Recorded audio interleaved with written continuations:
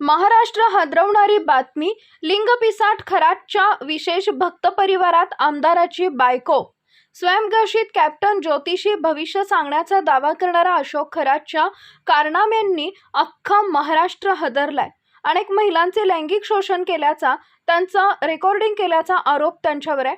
एवढंच नव्हे तर त्यानं भोंदूगिरी करत अनेकांची फसवणूक केल्याचे, कोट्यावधींची मालमत्ता जमावल्याचंही समोर आलंय. या प्रकरणात गेल्या आठवड्यात त्याला अटक करण्यात आली असून SIT कडून याचा सखोल तपास सुरू आहे.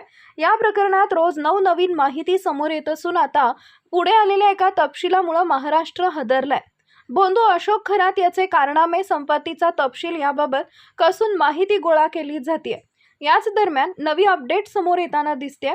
अशोक खरातच्या विशेष भक्त परिवारात एका आमदाराच्या पत्नीचा समावेश असल्याची चर्चा आहे.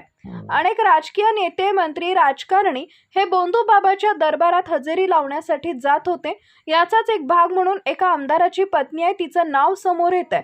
ती सातत्यानं या भोंदू बाबांच्या संपर्कात होती.